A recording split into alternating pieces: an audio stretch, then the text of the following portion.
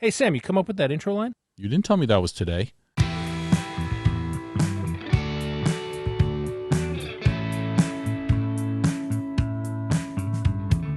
Hey, everybody. Welcome to the Writers' Room with Sam and Jim. This is a show where we invite aspiring writers onto our podcast Writers' Room to help them work on and develop their stories.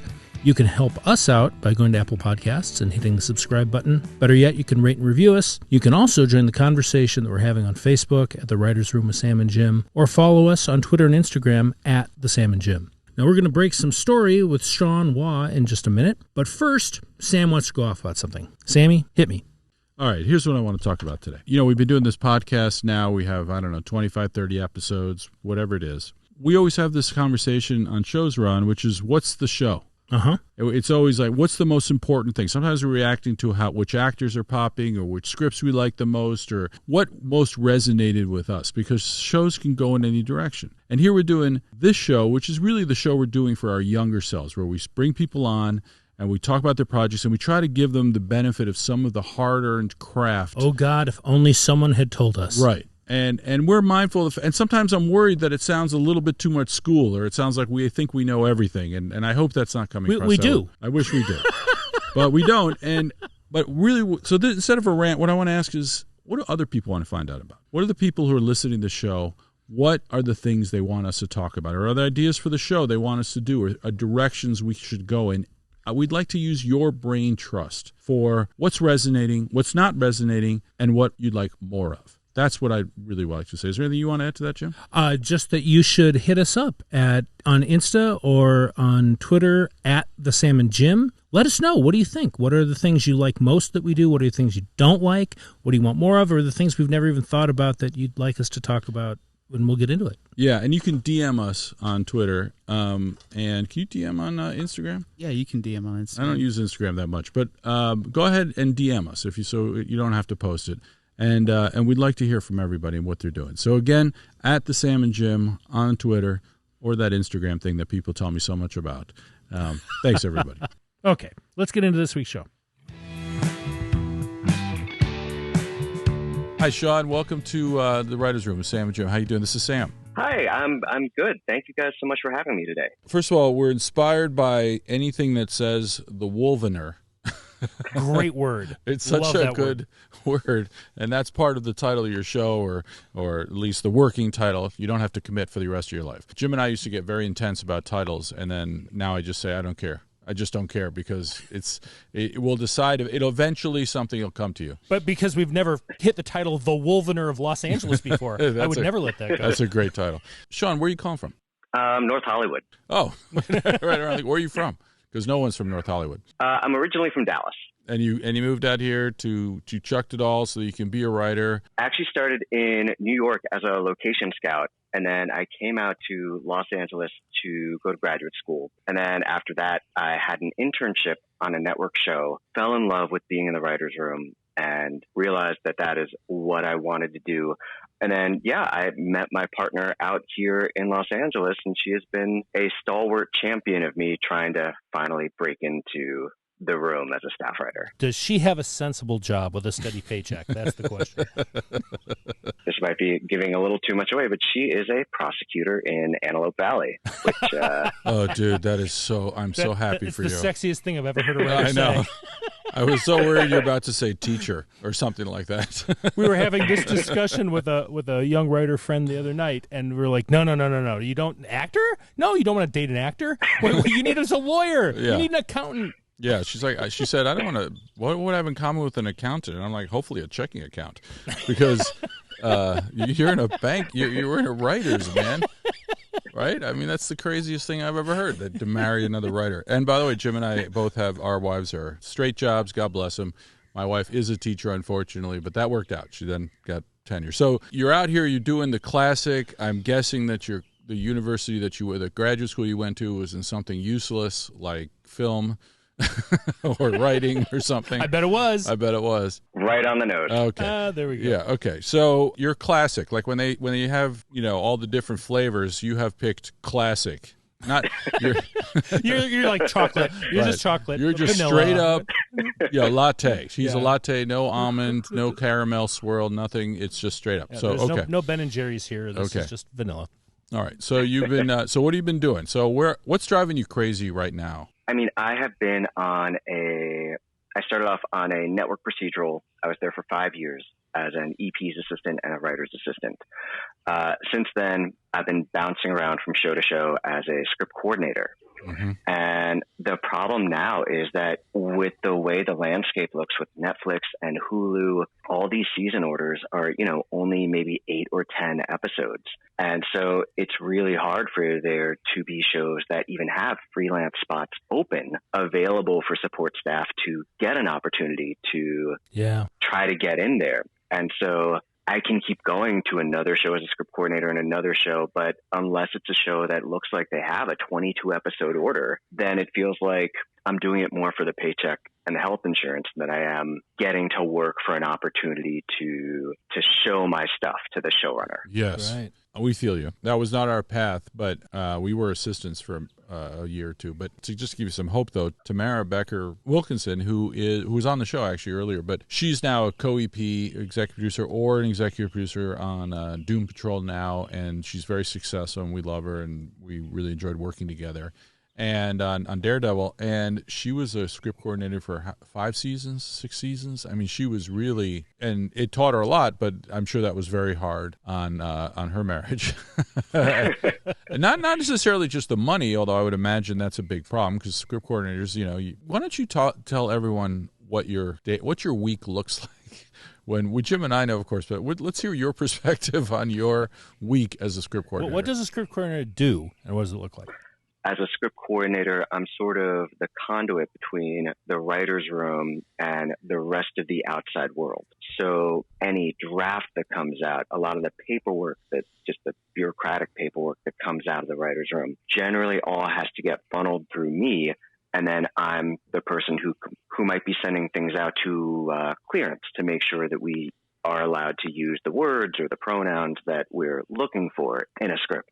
To back things up a little bit, let's say that my work starts when the room starts up. So that might be at 9 a.m. Now that everyone's doing a lot of things on Zoom, that could be at 10 a.m. And generally, I'm in the room with the writers, sort of kind of functioning maybe as a second writer's assistant. So if they have to go take a phone call or if they have to run out and do anything, I can hopefully seamlessly pick up where they were. And then from there, once the writer's room kind of wraps, that's when the showrunner finally gets the opportunity to actually start working on the revisions to maybe a studio or a network draft, or if we're in production at the time, to whatever the thing is that's going to start shooting tomorrow. So then once the writer's room wraps, that's kind of where the second half of my day begins.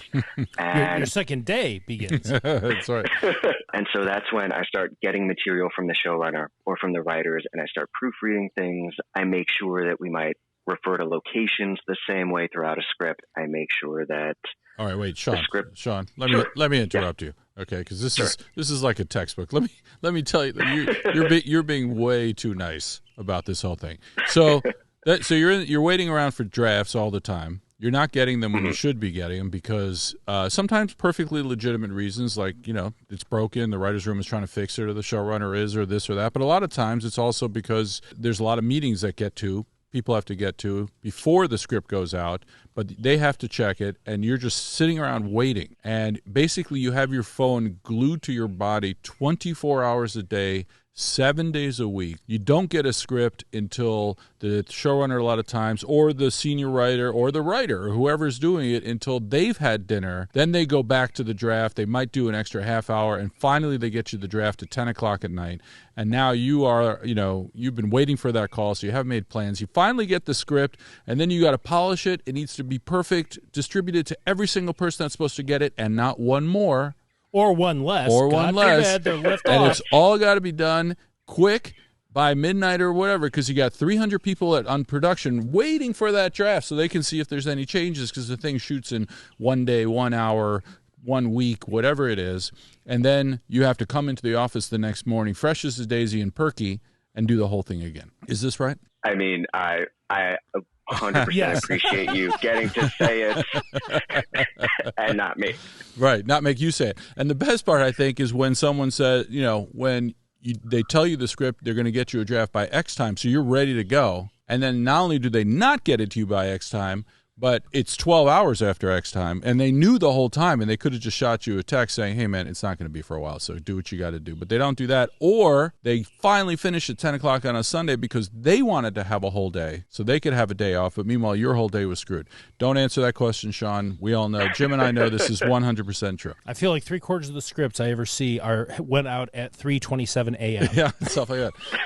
And I just want to say, we have been responsible for some of this, right? I hope that when we are responsible for this, we are at least nice enough to say, I'm sorry, man, I know this is late. And you say those words, and I imagine those words mean something, but...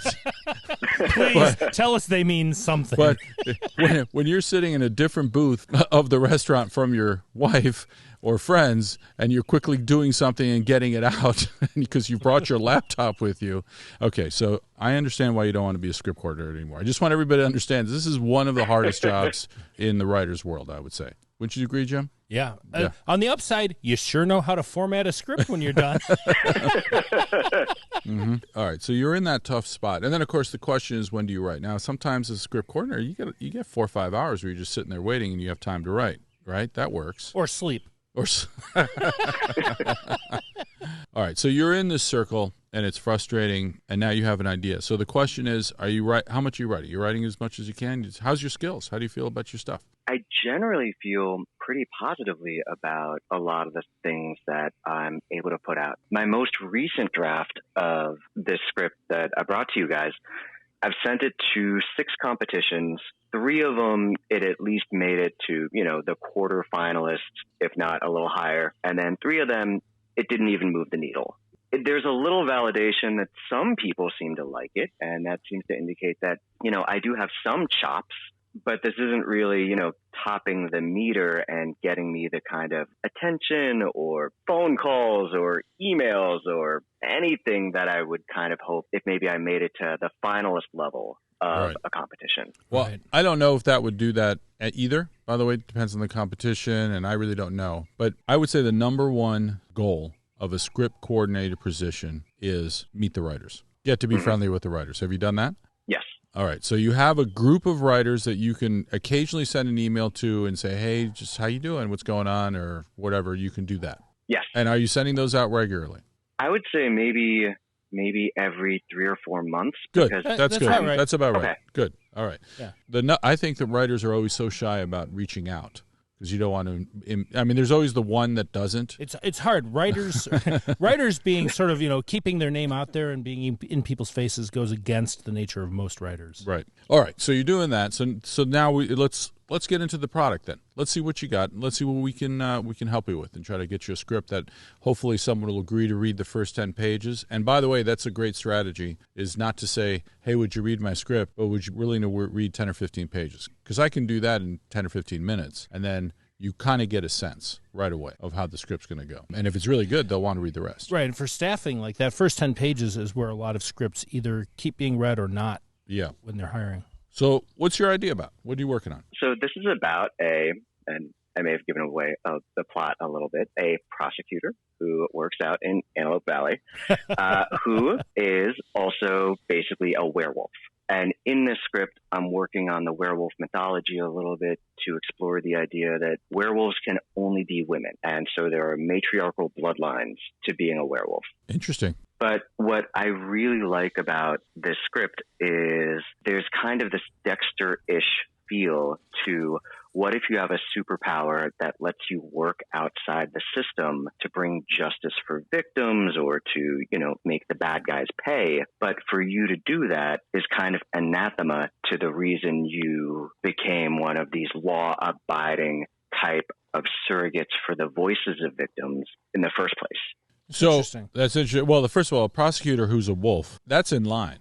I mean, prosecutors are not exactly, in their day-to-day, they're looking to destroy someone's life. Well, right? And there's this nice piece of it's all about the law, and yet, werewolves are the very nature, right? They're tearing free of the everyday and tearing free of the law and being something wild and that shouldn't even exist, right? So it's kind of interesting to then take a lawyer who's in bounds all day and cutting loose like that. Well, I like that because I was a little worried, to be honest with you, that the prosecutor thing and the wolf thing, you almost want to make the wolf, like Teen Wolf, for example, worked because being Werewolf, it of course it tied right into the teen alienation, but also puberty, suddenly growing hair, all everywhere. of that, and then but also it's the worst thing that could happen to you. So I would hope that as a prosecutor, this character, this would be the worst thing that could happen to her for very specific reasons, whatever that is. So who is she?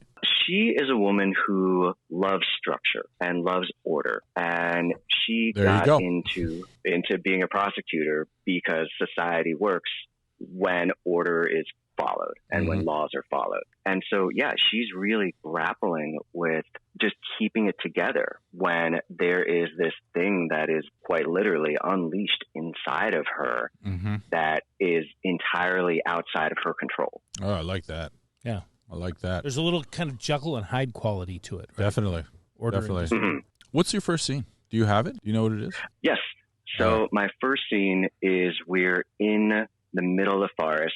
We see these two chickens that are trapped in cages, and then sort of a shadow very quickly decimates these two chickens. And then when we look up against the full moon, we see the outline and howl of this enormous wolf that has just destroyed these sacrificial birds. Is that the whole scene? No. Pretty much, yeah. That's the whole scene. And then the very next scene is us getting to meet our attorney in the courtroom and getting to see why she's a good attorney. All right, so let's stop you there. What's interesting about that first scene to you? It's a little teaser to Diana's secret nature, and we're getting to see a sort of visceral representation of what she has to deal with when the rest of her life we're about to see is very cerebral. But that's what you want. You're setting up your show. But that scene by itself, do you think that's a great scene? I realize as I say that, I'm like, do you, Shawn? Do you? 'Cause I don't. Well, actually, do you think that's a good scene if I never read the rest of that script? I do, and I think that's why I'm here. I mean, the thing is, there's no emotional content. There's no real turn in the scene. The one interesting thing you mentioned is, like, these chickens are in cages. So I have the sense that, like, knowing more about the story, like, this woman is going out and knowing she's going to become a wolf, she is tethering livestock out in the woods so that when she turns, she goes and feeds on that instead of, say, feeding on her next-door neighbor. Yeah, that's not bad. The idea, that's totally different, I think, because did she put out the chickens? Did she put them out for herself? Should she kill the chickens instead of somebody else? Exactly. Yeah. The story of how that works, if we can figure out how to exposit that, that's kind of interesting. Right. Just seeing a werewolf eat some chickens, it's like an establishing shot in a way, but it doesn't have there's no emotional content to that, really. And it's not a scene, just so we're clear. There's doesn't have a turn. He didn't say that. It's not just, yeah, you're right. Of course it doesn't have a turn, but by itself, I'm not interested. I'm not disinterested. I'm not saying, who cares about some chickens? But we need to make it interesting. That's our first thing. This is the first thing that somebody's going to read. And they're like, okay, werewolf killed some chickens. I'm not even surprised by the werewolf. So the werewolf, theoretically, and let's break this for a second. Yeah. Shawn, is that all right? Can we get into that? Sure. Because you might be like, no, dude, I need the whole script. I'm like, no, you need a scene. So what you have here is not a full turn or anything, but you have the reveal that it's a werewolf. I almost wish I had more curiosity before the werewolf was revealed. Right. So, for example, I'm just going to pitch the bad version. I don't know if it's bad or not. It probably is, but it's just very fast. Let's get something going. I see a lady. And by the way, what's this woman's name? Diana. It could be Diana. I don't know who Diana is, but she's in a bathrobe or she's in whatever, and she goes into her chicken coop. Or she's at the store and she buys wherever the hell you get 2 chickens. And she feels terrible for these chickens. And she loves these chickens. I think she loves them. It's turning out that it's just guilt.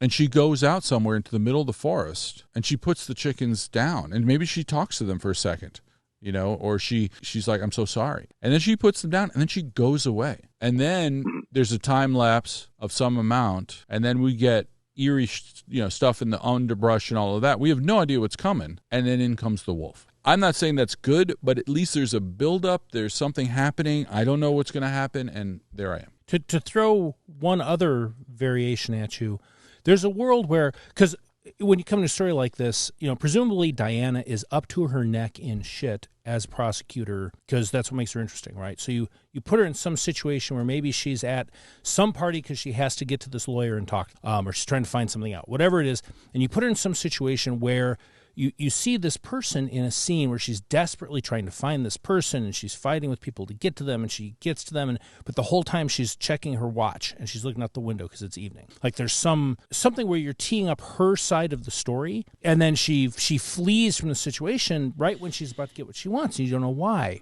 or there's something like that, and then you cut to the chickens in the forest, and then there's the werewolf, and the werewolf still has the shreds of her dress on.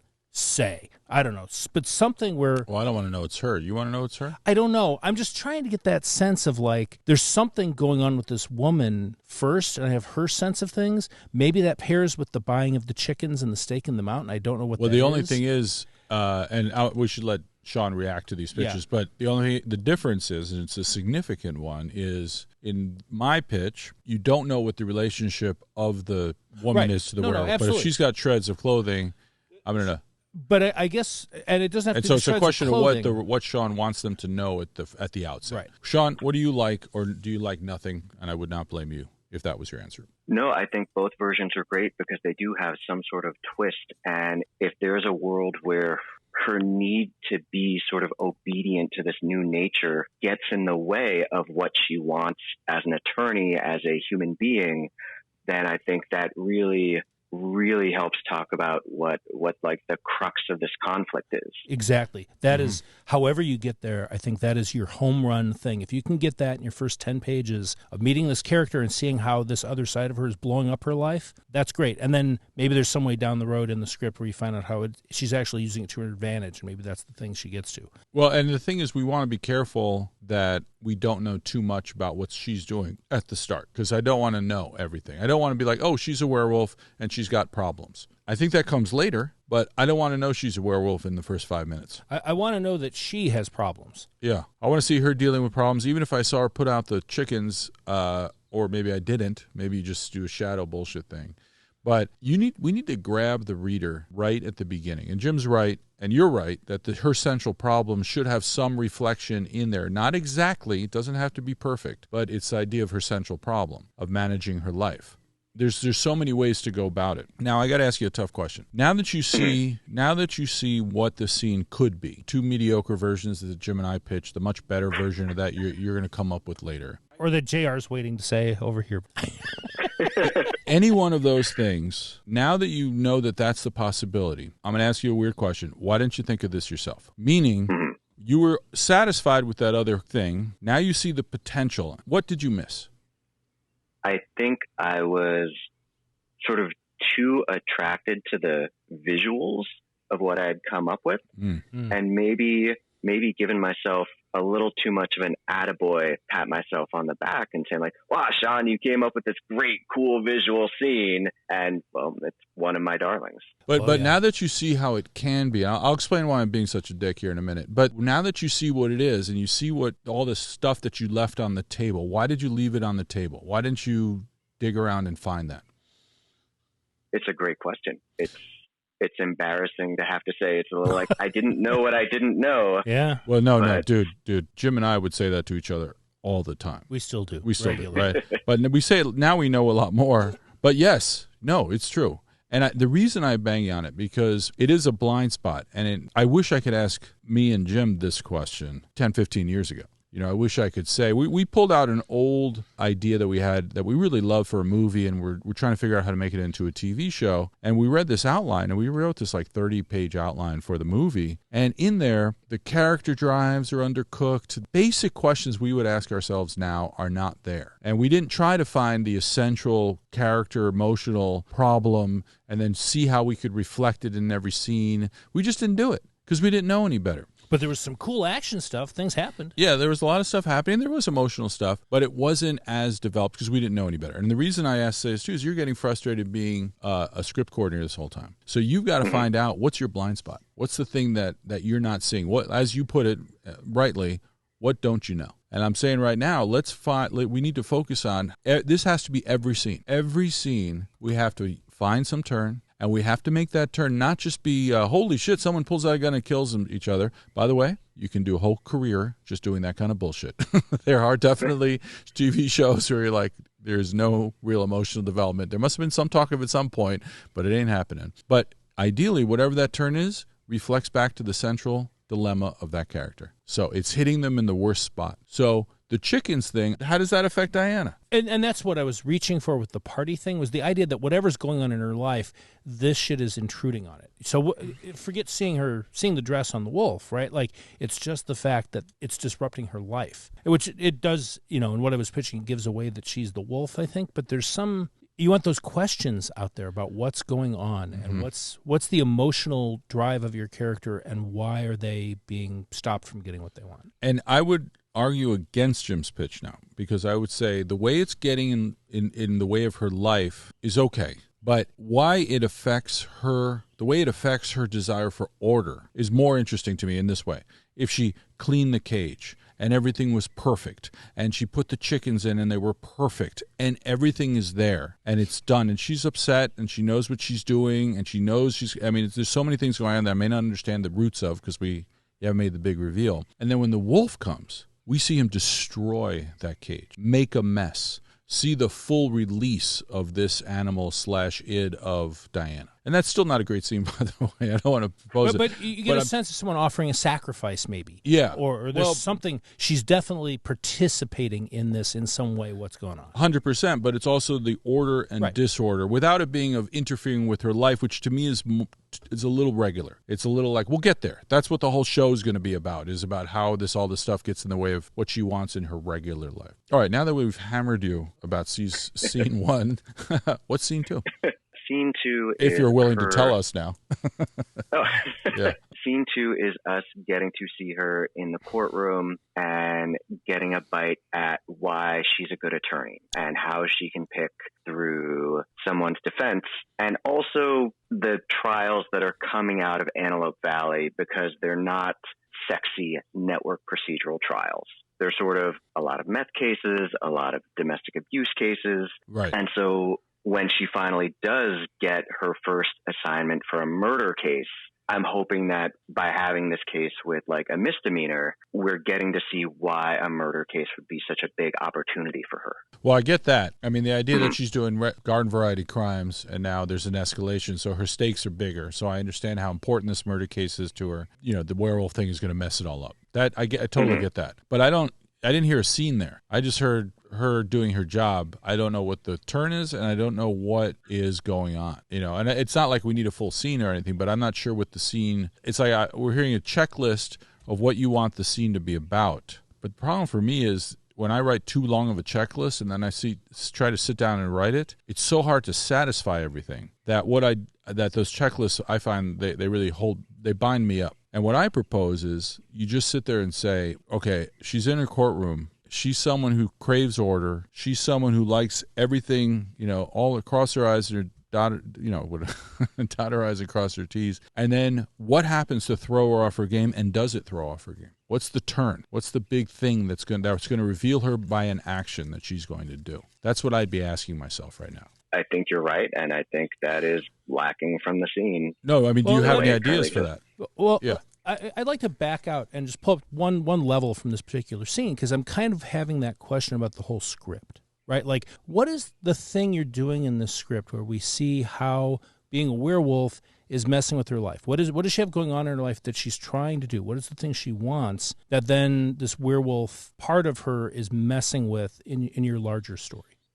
She is trying to have a dating life, and when she finally meets someone who she really jives with, turning into a werewolf gets in the way of her being able to meet him for a big date. And additionally, as she is, when you ask this question, I'm really starting to find my own holes to start poking through this. That happens. Let me just throw something at you. Like, there's a world where, okay, she's going to get her first murder case as a prosecutor. That's exciting. I understand some about her character and why she might have drive to do that. The thing that would tie the werewolf into it is if she's not sure if she killed the person while she was a werewolf. I could understand some pieces of that early on, and it would be a real dilemma for her if she's not sure if she's investigating something she herself did that she doesn't know she did. Right. It makes it relevant. It makes it relevant to her thing. Both sides are playing to the same thing. Or, the idea she's not sure if she killed someone is different. I mean, I've seen that. It's a big change. But it's a big change. But you know what you could do is This is the bad version, but basically the crime scene happens near where she kills his chickens. And so now that investigation is getting tangentially closer and closer to her.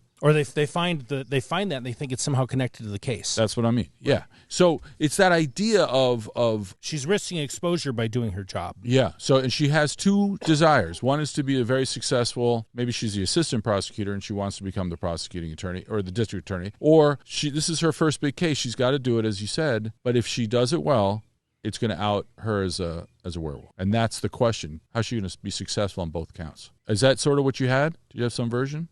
Unfortunately, not exactly. No, that's okay. I was just trying to see if how far. I don't want to push you in a direction that you don't want. That's the most important thing. But then I'm going to ask you, you said the werewolf gets in the way of the date. How is the date related to this? How is the date or the relationship essential to all of this and tied into all of this in a way that's not going to make it feel like some C story that exists? Like, how is it mainline?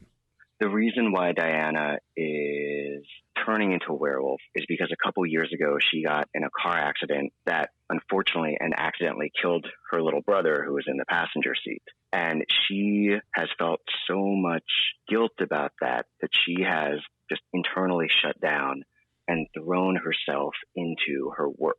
So the idea of the date is that this is her finally trying to grow a little bit and move past a purely defensive reaction to what happened to her in this car accident. Let me ask you a question. Is there any way in which being a werewolf affects how she is day to day? For example, when the moon's full during the daytime, she's more emotional than she otherwise is. Is there some way in which it's carrying over into her everyday life that would affect her dating or affect her job? There is.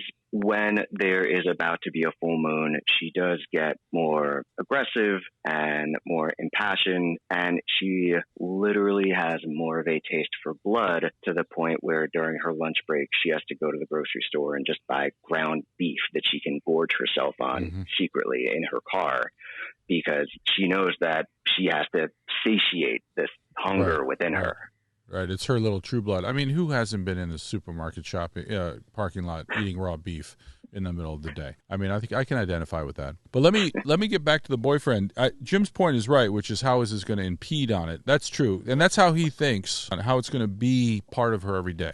And that's what I was thinking about the boyfriend, because I'm like, you're describing a shut-down character, but you would also think that this werewolf nature would be affecting her and her passions in some way. How does that play into dating, and is it different dating the guy if the first date's in the middle of the month and the second date's on the full moon? And is she worried about intimacy because, she's a few days a month, she's not human, right? Right. Don't we all have a few days a month where we're only vaguely... God, a few days when I am. But, the thing for me is I initially want to see this relationship with the werewolf not affecting it at all. But I want it to fail almost right away because I need to see her damaged. And I would love it if she texts for the 14th time I'm sorry, not 14th, that would be crazy, but the second or third time, I'm sorry, I got too much work. And then the guy shows up, at her office with dinner. He says, I'm determined to meet you. We've had some nice texts and I want to do. So it's she wants but doesn't want. And it's a romantic gesture and hopefully not stalkery.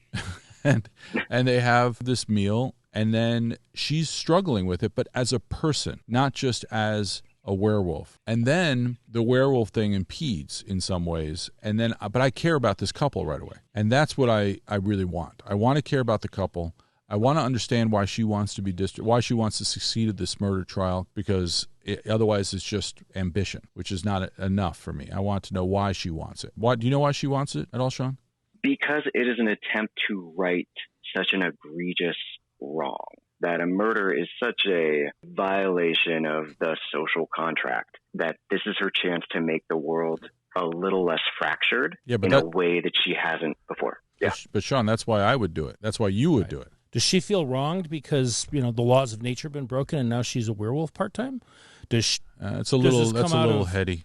But out of the guilt over killing her brother, does that tie in somehow? That might be it. What is there should be some emotional part of that drive. Like, I think you kind of glanced at it there, Jim. The idea that she is righting the wrong for her brother that died, which doesn't line up right now. So we're definitely just spitballing. She could feel guilt, but say it was a drunk driver. Yeah, that's what I'm was saying. It's a responsible drunk for the driver, crash. and the guy who did this is a drunk driver. And- I mean, and- that's a little neat, but Right. now I get it. Do you know what I mean, Shawn? Mhm. Every single thing in the show has to reflect on her character in her specific way. Don't settle for a generic answer. Like, she wants to succeed, Right, or any version of that. It should tie specifically to her details. right. I mean, this is great, and this is clearly kind of the emotional sort of backbone and conflict that I don't think exists in its current incarnation. So you've been struggling, right, trying to get your scripts noticed, doing this thing, and I don't know you, Shawn, but I actually want to encourage you now in a weird backhanded way, which is to say, if your scripts before this, they might be doing well because they're structurally right, because they make sense, which is hard to do. I mean, that's one of the hardest things to make, is make a script make sense. You know, you got everything lined up, kind of like Diana here, but you're not squeezing all that emotional stuff in every scene, trying to comment on the character, making everything specifics, not saying, well, she wants to do this because it's wrong. Well, that's not enough. You know, she wants to right that wrong. Why? And then keep getting it back to the central thing that she wants. She wants order. Why does she want order? Because disorder killed her brother. That's why. And she's afflicted with disorder herself. Right? Maybe that's it. That ties into it too. Yeah, the disorder being the werewolf, right? And that's the thing. She wants order because it killed her brother, and now she's the most disordered thing in her world. And everything has to be about that. The boyfriend has to be about that. Specifically how, every scene. The murder trial has to be about her. Her house life has to be about it. If she is a friend, it has to be about that. I tie it into that, the romantic thing. There's a version where, as you say, maybe she's cool and shut down and focused on work and keeping a guy at arm's length because of guilt, whatever that is, right? But then, you know, she has her moment because she has been in werewolf mode where she's full of passion and she shows up at her door because the moon has gone down. But there's something where what she wants is not necessarily what she's doing. Hearing the stuff that we're going for, do you think your other scripts have hit some of this, or are they do not have this? I think ones that I have worked on after having written this most recent incarnation capture a little more of this central conflict playing out in its different variations, but I'm not sure that any of them have done it well. Well, this is great news. This is great news because maybe this is that moment where you got the information when you needed to get it. Okay, when you're sitting there wondering, have I lost my mind?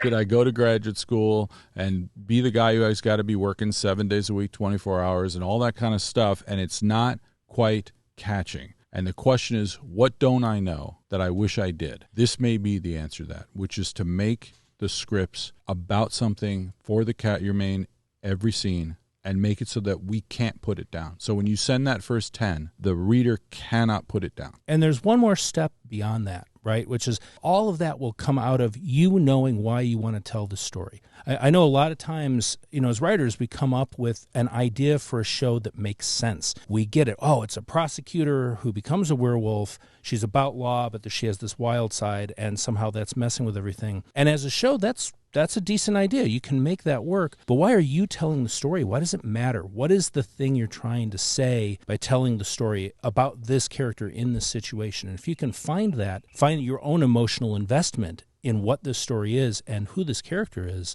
that'll help you find all this other emotional stuff. It hurts a little bit to think that I've spent 11 years being support staff and still kind of having not internalized this yet. I will tell you that a couple things. First of all, even if you had internalized, that would not necessarily change your trajectory. Mm-hmm. And the second thing is we have to do thousands of hours just because I swear to you, people could tell you this at many times.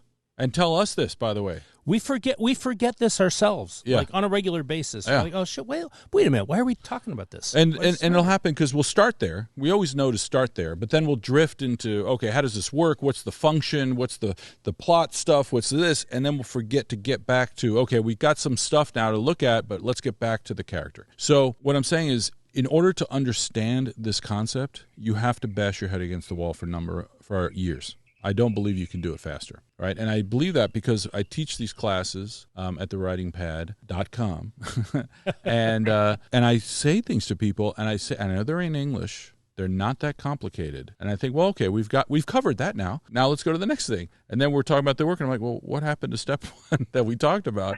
It's not even addressed. I would expect, it's addressed, but not maybe as effectively as it could be. Let's dig into it. Let's see if we can. No, it's not even addressed because we have to kill ourselves to get there. But if anything happens, say, where that message gets into you and you are sitting there drilling yourself on every scene and trying to make sure that the tableau, the location of where it is, how does that inform the scene? Don't tell me, did she put it in the backyard? Why the backyard? Why not the woods? Oh, the woods? Is there a better place than the woods? Why those woods?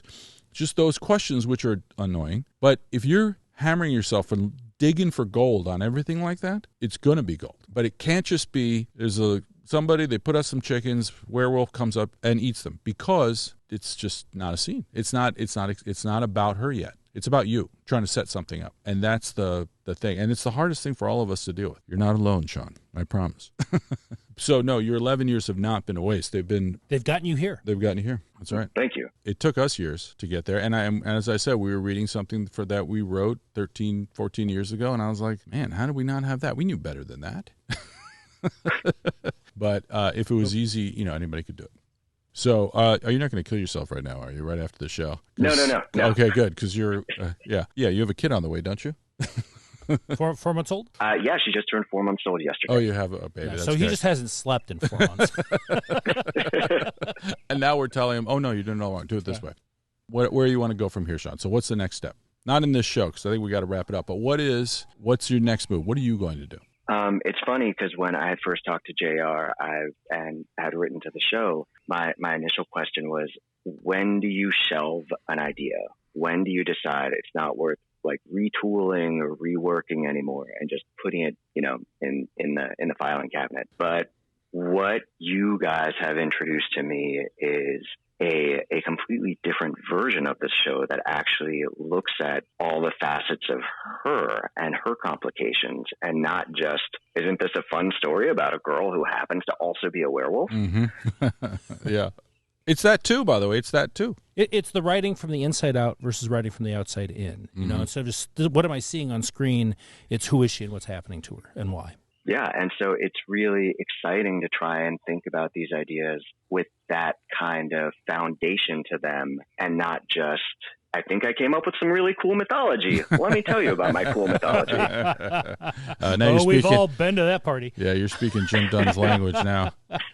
One thing that might help when you're thinking about this is, imagine that you finish the script and your friend says, oh, Halle Berry would love this. And the script goes to her, and Halle Berry calls you up, and you go to her house. I'm sure she's got a lovely one-bedroom efficiency somewhere in the valley. And you go meet with her. She uses only for meeting with writers.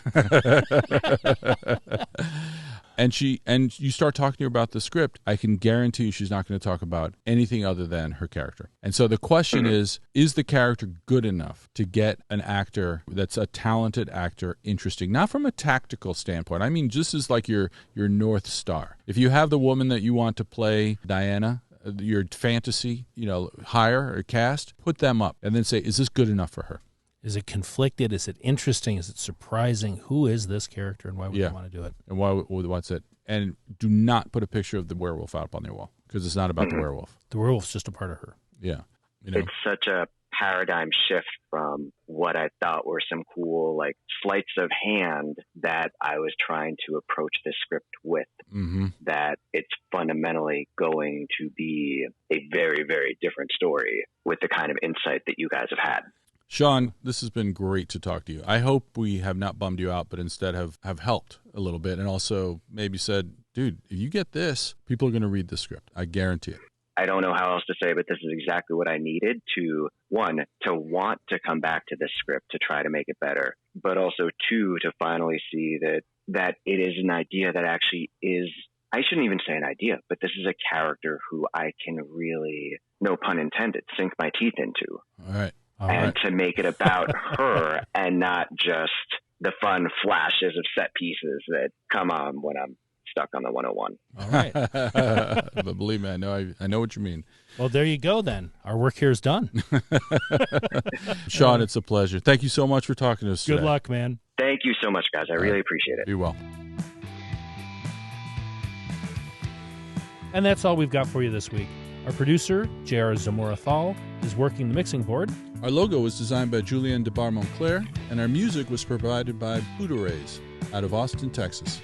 If you want to get in touch, we are at The Sam and Jim on Instagram and Twitter, and you can find us on Facebook and YouTube as The Writers Room with Sam and Jim. And if you like hanging out in the room with us, give us a follow on Apple Podcasts, Spotify, or wherever you get your podcasts. And tell a friend, would you, so we can get JR paid. Thanks, everyone. See you next week.